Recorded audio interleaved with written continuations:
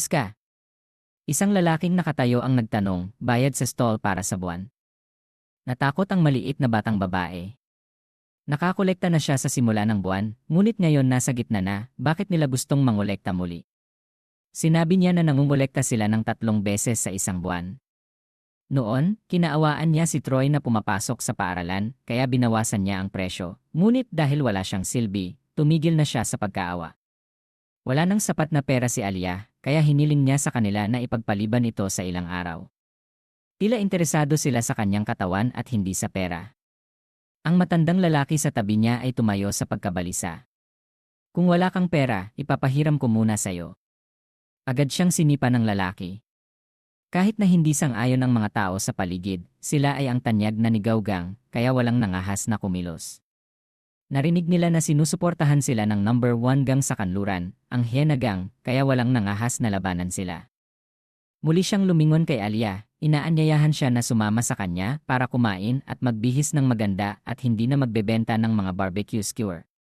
Siyempre hindi sumang-ayon si Alia, ngunit hindi siya binigyan ng pagpipilian. Bigla, isang skewer ang lumipad mula sa kung saan at tumagos sa kanyang palad. Troy, mukhang nakarating ako sa tamang oras. Ang pagbili ng ilang skewer ay hindi sayang. Habang siya ay sumisigaw sa sakit, inutusan niya ang kanyang mga tauhan na hilahin ang skewer, ngunit ang skewer ay napakalalim at ang paghila nito ay magiging kasing sakit. Nakita siya ng lahat na nagiging malakas, kaya bumulong-bulungan sila. Noon ay hindi niya kayang buhatin ang isang bariles ng tubig. Agad siyang tinawag ni Alia, ngunit binago ni Troy ang paksa, sinasabi na hindi niya kailangang magpasalamat sa kanya. Ang mga ito ay nangahas na bulihin ang kanyang kapatid, kaya kailangan niyang bigyan sila ng isang leksyon. Gayunpaman, walang balak si Alia na magpasalamat sa kanya. Tumakbo siya para suriin siya mula ulo hanggang paa. Hindi sayang na ibinenta niya ang mga barbecue skewer para bayaran ang kanyang matrikula para makapag-aral siya. Nagbuntong hininga si Troy. Ang katotohanan ay hindi pa siya isang martial artist. Hindi isang martial artist, pero nagtatago, wika ng pinuno ng Nigaw. Pagkatapos ng kalahating oras ng pakikipagbuno, nakuha rin niya ang skewer. Ngayon, kailangan niyang turuan ng leksyon ang kanyang mga kapatid. Pinrotektahan siya ni Alia, hinihiling na tumakas siya.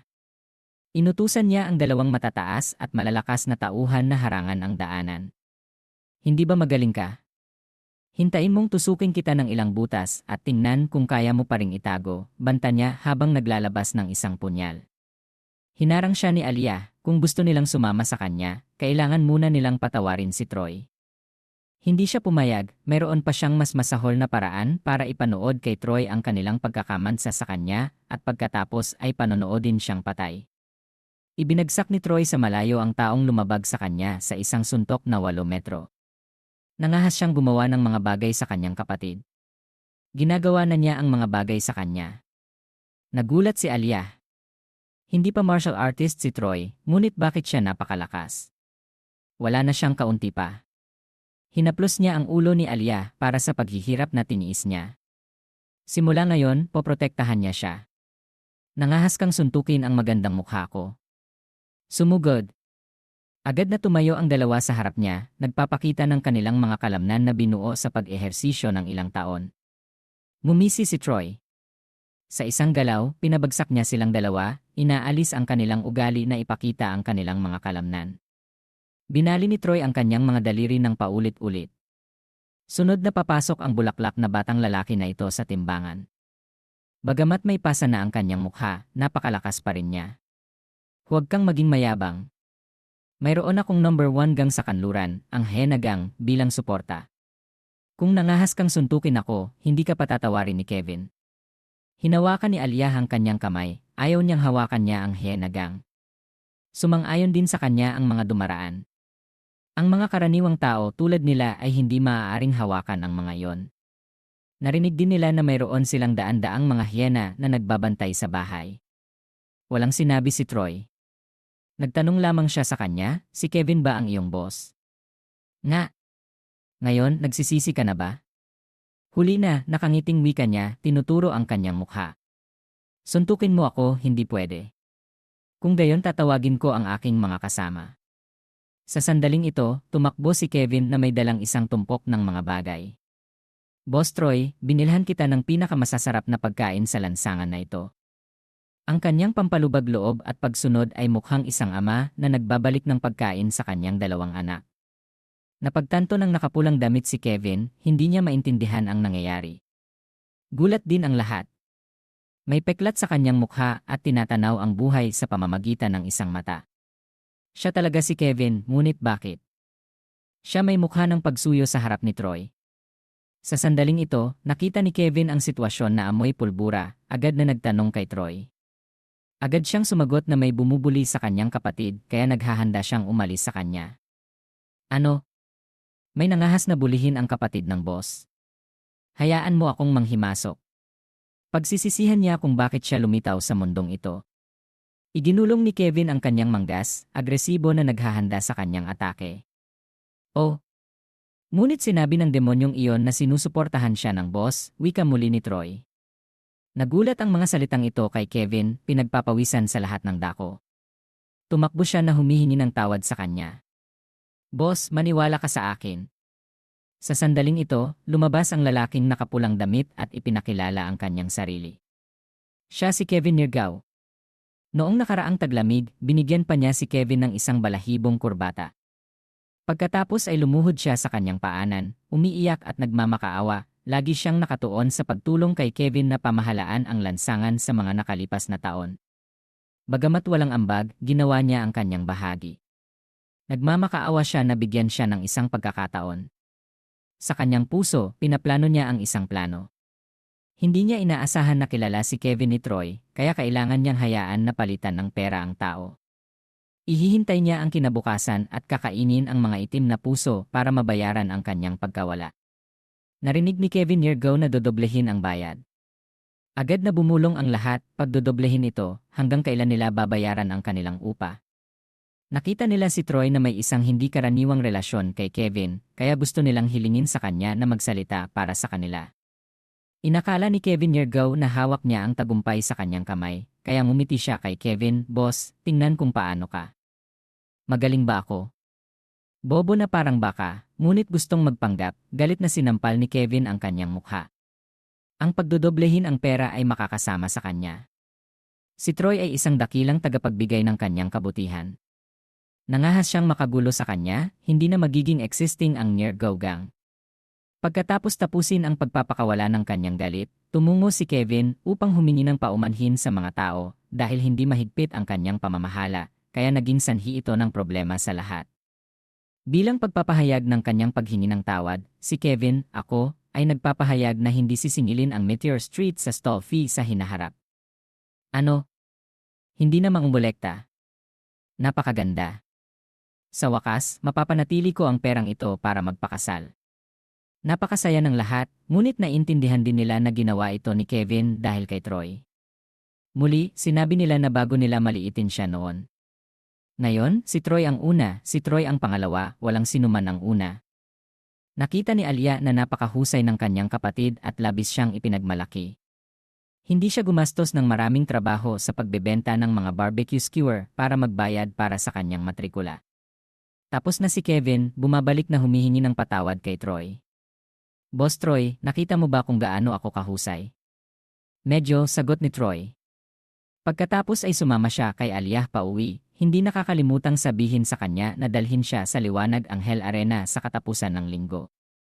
Magalang na yumuko si Kevin sa kanyang puso, nagtitiwala sa kanyang sarili na nakuha na niya ang kanyang pagkilala. Nang gabing iyon, sa tahanan ni Qin, tinatanong ni Qin Zheng, ama ni Qin Mei, ang kanyang anak tungkol sa aralin sa kakaibang hayop mayong araw, nag-aalala na baka natakot siya. Nagpanggap si Qin Mei na ayos lang, sinasabi na syempre hindi. Sobra siyang tinantya ng ama, hindi gaanong nakakatakot ang mga mababang uri ng kakaibang hayop kaysa sa dinala niya para panoorin sa liwanag ang Hell Arena, kaya walang dapat ikatakot.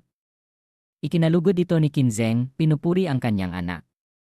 Nakita niya na nakatakda na ang relo sa gabing iyon, kaya sinabi ni Qin Mei na aalis na siya para magpatuloy sa pag-aaral sa Pharmaceutical Guild. Pagkatapos niyang umalis, binago ni Qin Zheng ang kanyang mukha na tinawag si Qin Yi sa kanyang tabi.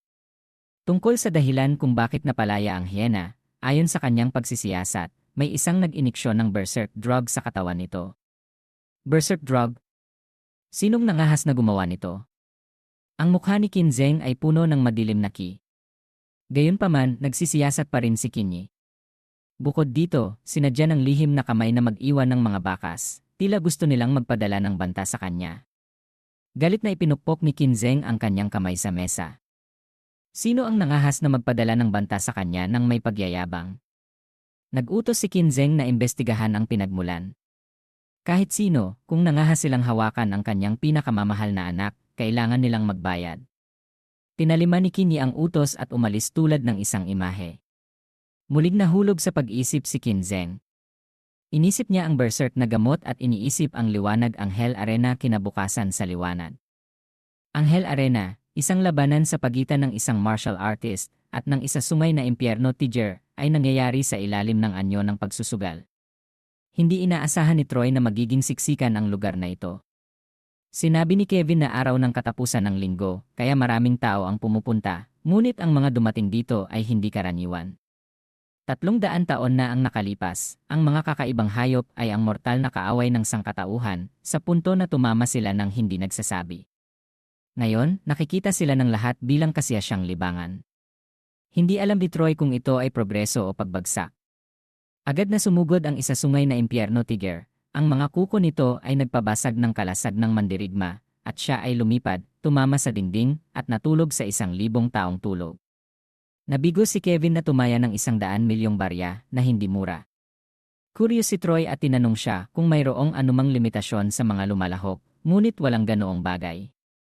Hanggat may gustong sumali, pumunta sila sa arena. Napakaganda. Susubukan ko doon. Kung matatalo ko ang isa sungay na impyerno Tiger, siguradong tataas ng husto ang ki, wika ni Troy kay Kevin, pusta ka ng 1-0, 0-0-0. Bago siya makapusta, tumalo na siya roon. Damn, boss, huwag. Ikaw ay isang mahalagang parmasyutiko, paano ka makikipaglaban sa mga kakaibang hayop na yon? Sa sandaling iyon, sa e-room, tumaya din si Qin Mei at sinubukan ang kanyang swerte para sa 1,000 barya sa pagkakataong ito. Bagamat mayaman siya, ang pakiramdam ng kawalan ng swerte ay hindi komportable. Umuupo si Qin Zheng sa likod, inaaliw ang kanyang anak sa pamamagitan ng pagbibigay sa kanya ng 100 gintong barya para maglaro ng malaya. Salamat, ama, masayang tinanggap ni Qin Mei ang pera. Sa simula, gusto ni Qin Zheng na alamin ang sitwasyon. Hindi niya inaasahan na sasama siya, kaya kinailangan niyang ipagpaliban ang kanyang schedule sa susunod na pagkakataon. Ang kanyang anak ang pinakamahalaga. Bigla, nagtanong siya tungkol kay Troy, napansin na siya ay sumasama sa kanya kamakailan, kaya naging curious siya. Kinabahan si Qin Mei. Sinabi na nakatulong sa kanya noon, kaya nakikipaglaro siya sa kanya, haha, tumulong ang mga tao kaya syempre, kailangan kong magpasalamat, hindi sinasabi sa ama ang totoong dahilan. Ngunit narinig ko na si Troy ay may 1-0 lamang. Tiyak na napakahirap maging isang martial artist. Pinili ni Qin Zheng ang kanyang mga salita. Dahil nagdadalaga pa ang kanyang anak, kung mas ipinagbabawal niya ito, mas gagawin niya ito, kaya kailangan niyang baguhin ang kanyang paraan ng pananalita upang madaling malutas ang problema. Si Qin Zheng ay isang ama na may mabuting pag-isip. Sinabi ni Qin Zheng na ang kanilang pamilya ay may pabrika sa timog ng lungsod at gusto nilang pumunta si Troy roon bilang tagapamahala na tinitiyak ang ginhawa para sa buhay. Sa mundong ito, ang malalaking isda ay kumakain ng maliliit na isda. Kung hindi ka isang martial artist, hindi mo magagawa ang anumang bagay sa iyong buong buhay. Dahil dito, ang ilang mga tao ay maaari lamang maging mga alaala. Marahang hinaplos ni Qin Zheng ang ulo ng kanyang anak. Gusto ko lang ang pinakamainam para sa'yo. Sa sandaling ito, ang madla ay naging abala dahil ang isa sungay na impyerno Tiger ay natalo, sa ilalim pa rin ng isang estudyante. Dagdag pa, siya ay isang baguhan lamang sa arena, napakahirap itong paniwalaan. Salamat sa pagpatay sa isa sungay na impyerno Tiger, nakakuha si Troy ng ki. Mas masarap ito kaysa sa inaasahan niya. Sa wakas, magagawa na niya ang maging isang martial artist pagkatapos magkaroon ng higit sa 100 ki. Nakita ni Qin Mei si Troy at masayang ipinunto kay Qin Zheng. Nagulat si Qin Zheng nang malaman niyang pinabagsak niya ang isa sungay na impyerno Tiger. Ang isa sungay na impyerno Tiger ay isang kakaibang hayop sa antas ng sundalo. Napabagsak siya ni Troy na nagpapatunay na mayroon siyang lakas ng isang martial artist. Nakita rin ni Kinzeng ang kalahati na tama at kalahati na mali, ngunit gusto pa rin niyang mapanatili ang kanyang paninindigan na nagsasabi, ang isa sungay na impyerno tiger ay isa lamang kakaibang hayop sa antas ng sundalo, isang bituin. At nakaranas ng maraming laban, kaya tiyak na wala na itong sapat na lakas, kaya siya ay natalo sa kanya. Hindi sumang-ayon si Kinmei nang marinig ang kanyang ama na itinatanggi ang kanyang talento. Nakita ni Kinzeng na si Troy ay mayroon lamang isa zero dati. Paano niya biglang matalo ang isang one-star na kakaibang hayop sa antas ng sundalo ng ganoon kadali? Dahil dito, ang kanyang tagumpay ay tiyak na may pandaraya. Sa buhay, hindi ka maaaring magtiwala sa sinuman. Bagamat ganoon, naramdaman pa rin ni Kinmei na si Troy ay napakahusay. Tama, kapag ang mga anak na babae ay umibig, kahit na gaano kaliwanag ang kanilang mga mata, bulag pa rin sila. Sa ilalim ng arena, ang paghampas ni Troy ay hindi pa rin kasiya siya. Walang mas nakakatakot na kakaibang hayop para makapag-ehersisyo ang kanyang mga buto. Sa A-room, isang matandang lalaki na may huling yugto ng labis na timbang ay kumakain ng karne ng baka. Bumulong ang isang sekretarya sa kanyang tainga, "Ginoo, ayon sa arena, may bagong dating na nagpabagsak sa isa sungay na impyerno tiger at gustong magpatuloy sa pakikipagkumpetensya. Naniniwala ang iyong nasasakupan na malamang na siya ay pumunta dito para itago ang kanyang kapangyarihan." Pinunasan ang kanyang bibig at pagkatapos ay nagtanong, paano nagawa ang taong pumasok sa arena na gumawa ng problema? Pinunit ng kakaibang hayop ang kanyang daan-daang piraso. Ang kanyang libingan ay nababalutan na ng damo, iniiling-iling ng matanda ang kanyang baso ng alak at iniutos sa kanya na magmadali at ayusin ito. Matagal na siyang hindi nakakaamoy ng bango ng sariwang dugo. Responsibilidad ni Kevin na maging isang diehard fan. "Boss, ikaw ay nasa tuktok. Sa ilang mga suntok, sinundo mo ang impyerno doon. Ikaw talaga ang boss ko. Ibigay mo rito," malamig na sinabi ni Troy na nagdulot sa kanya na hindi maintindihan. Sinabi ni Troy kanina kay Kevin na magpusta ng 1-0-0-0-0 para sa kanya. Nagulantang si Kevin at sumigaw, "Oh, patay na ako. Abot kamay pa lang ako sa iyo, kaya kinalimutan kong tumaya." Marahang pinasabog ni Troy ang kanyang mga daliri. Hindi mahirap ang panununtok, ngunit hindi siya makakakuha ng pera. Maaaring iwan na niya ang kasamahang ito. Mabilis na tumakbo si Kevin para tumaya ng 20,000 para sa kanya. Kung gaano siya kalakas, tiyak na mananalo pa rin siya. Pinahiran niya ang malamig na pawis. Ang kanyang aura ay napakakatakot, isang sulyap lang ang nagpagusto sa kanya na magsuot ng lampin. Sa sandaling iyon, isang 2-star na kakaibang hayop sa antas ng sundalo, ang buntot dragon cat, ay ipinadala para labanan si Kinzeng na hindi inaasahan na mangahas siyang makipagkumpetensya sa kanya, na gustong bumisita sa mga ninuno ng maaga. Sa kabaligtaran, labis na naniniwala si Kinmei kay Troy. Sino ang nagpapahintulot sa kanya na maging idolo niya? Sa ilalim ng arena, hinawakan ni Troy ang buntot ng buntot dragon cat, pinabagsak ito. Kasindali ng pagkain ng porridge. Bumalik si Kinmei na nagmamayabang kay Kinzeng, "Ama, nanalo si Troy." Muli, nagdahilan si Kinzeng na ikinulong ang buntot dragon cat sa loob ng mahabang panahon, kaya bumaba ang kanyang kapasidad sa paglaban, ngunit hindi niya tinanggap na maging kanyang manugang. Ang susunod na tagpo ay isang 3 sungay na baka. Hindi naiintindihan ni Kinzeng kung ano ang sinusubukan niyang ipakita. Ang Three-Eyed Hellbull ay isang 3-star na kakaibang hayop sa antas ng sundalo. Ang lakas ng atake nito ay kayang liparin ang isang armored warrior. Nilakasan ni Kinmei ang kanyang ama. Kanina, inakala rin niyang malapit ng sumuko si Troy, ngunit ano ang resulta? Tiyak na hindi nakita ng 4 niyang mata ang 2 beses, ngunit tila kailangan na niyang magpakonsulta para sa mga bagong salamin dahil muling naagaw ni Troy ang Three-Eyed Hellbull ng madali. Sa isa na suntok, lumipad ang 3 mata sa kalayuan. "Nakikipagbiruan ka sa akin." Hindi na mapanatili ni Kinzeng ang kanyang pagpipigil.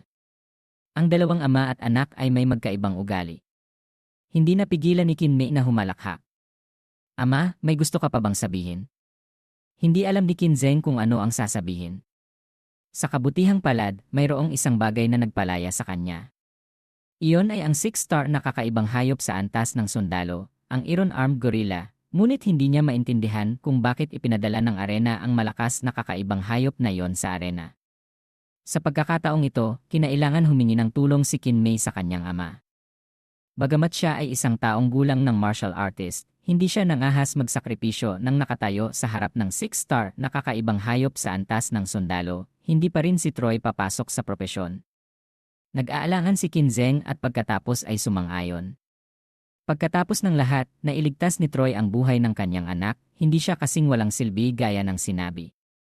Maaaring mayroon pa siyang likas na talento. Maaari niya itong mapanalunan muna. Agad na pinasabi ni Kinzeng sa tagapamahala na huwag payagan ang laban dahil ang taong nasa arena ay junior niya. Sa oras na yon, nag-ulat ang sekretarya kay Deo na si Kinzeng na gustong pigilan ang laban, tila hindi niya gusto si Kinzeng. Nangahas pa rin siyang magbigay ng mga utos sa kanyang arena. Tila hindi pa sapat ang hyena na nasawi noon para magbigay ng babala. Sa 13 reef floor ng beast na piitan, ilabas ang kakaibang hayop, ang green travel frog. Siyempre tinanggihan ni Kinzeng ang kahilingan ni Theo. Ginawa ng sekretarya ang dahilan na ang mga panuntunan ng arena ay hindi pinapayagan ang pagkaantala ng laban at mayroong maraming mga manonood. Kung malalaman nila ito, hindi ito magiging maganda. Bumuntong hininga si Kinzeng. Sinubukan niya, ngunit hindi ito gumana. Ngayon ay maaasa lamang siya kay Troy. Bukod pa rito, gusto rin ni Laudeo na ipaabot ang mga salita kay Kinzeng, kung hindi siya sumasang-ayon sa kahilingan ng second in command, hindi lamang ito isang berserk na hyena sa hinaharap. Narinig ito ni Kinzeng na parang kulog sa kanyang ulo. Tulad ng inaasahan, ang nangyari sa paaralan ay gawa ng matabang pangalang iyon. Ang second in command ng liwanag ang Hell Arena na ito si Edward mula ngayon ang magiging mortal na kaaway niya. Nakita ni Kinmei na hindi maganda ang kanyang kulay kaya nag-aalala si at nagtanong. Sinabi ni Kinzeng na medyo pagod siya kaya gusto niyang umuwi pagkatapos ng laban. Iniisip sa kanyang puso na pagbalik niya, agad niyang palalakasin ang proteksyon para sa kanya at hindi hahayaan ang kanyang anak na mapunta sa panganib muli. Sa sandaling iyon, nagpupusta si Kevin para kay Troy. Sa pagkakataong ito, ubos kaya ang lahat, tumataya ng 1-0, 0-0-0 gintong barya hanggang sa punto na kinailangan siyang pigilan ng mga tao sa paligid. Kapatid, huwag masyadong maging excited. Ang labis na pusta ay kakainin ka, hindi ka makakakain. Kailangang malaman ng isang tao kung kailan sila tataas at bababa. Ngayon, ang pusta ni Troy ay isa paghahati 100. Magagawa mong kumain ng kabuuan at umiyak. Nakita ang pagpusta ni Kevin para kay Troy, kinukutya ng mga tao sa paligid kung may problema sa kanyang utak. Makita nila na sa lalong madaling panahon o huli, matatalo ang batang iyon, lalo na ang Iron-armed gorilla ay may gamit na bakal. Hindi lamang iyon, ang lakas nito ay napakalaking kaya maaaring sila ay makipag-ugnayan kay Troy tulad ng isang mandirigma.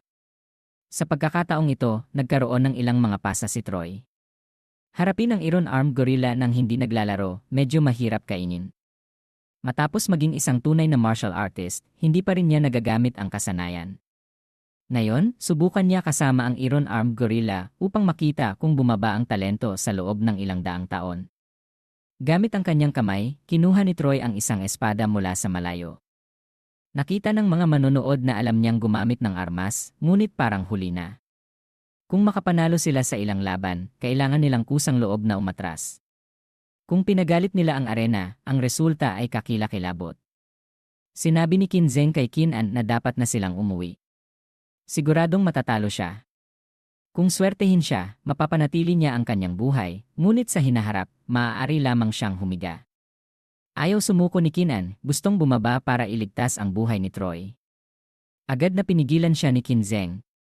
Pinalaki niya siya ng 18 taon, ngunit nakalimutan na niyang turuan siya na hindi magsakripisyo ng kanyang buhay para sa isang lalaki.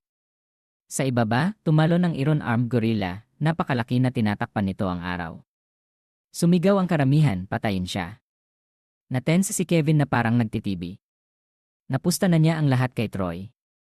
Kung matatalo siya, kakainin nilang lahat ang labi sa mga araw. Umiyak sa sakit si Kinan. Agad na tinakpan ni Kinzeng ang mga mata ng kanyang anak upang hindi niya makita ang masakit na eksena. Isa talaga siyang may pag-iisip na ama. Hindi hinayaan na makita ng kanyang anak ang madugong eksena. Agad itong pinaghiwa ng Iron-armed gorilla ng lightning cutter ni Troy. Sabay-sabay na kiniskis ng arena ang kanilang mga mata, gamit ang isang gupit ang tumalo sa kanila. Anong kalokohan ang nangyayari ngayon? Inay, gusto kong pakasalan siya.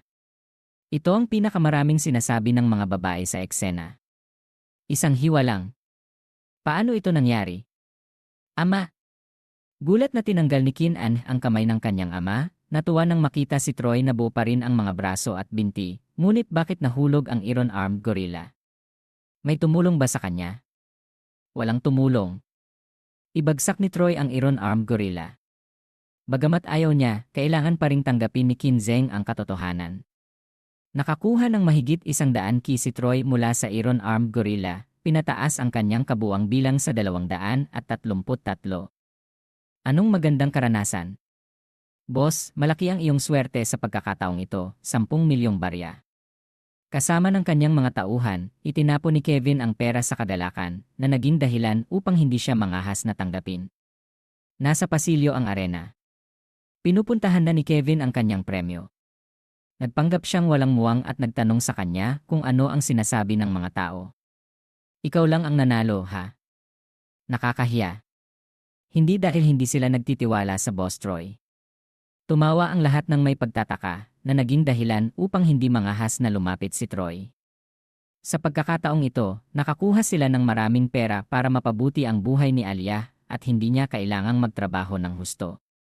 Sa sandaling ito, tumakbo si Kian at hinaplos ang kanyang buhok, ipinapakita ang kanyang pinakamagandang pagpapakita. Kanina nakita kitang nakikipaglaban sa itaas, Troy. Talagang mahusay ka. Oh, ganoon ba? Salamat, magalang na sagot ni Troy. Tumigil si Kian sa pagsasalita na naging sanhi upang hindi niya maintindihan kung bakit hindi na siya nagsasalita. Iyon ay dahil nahihiya ang babae. Nakatayo si Qin Zheng mula sa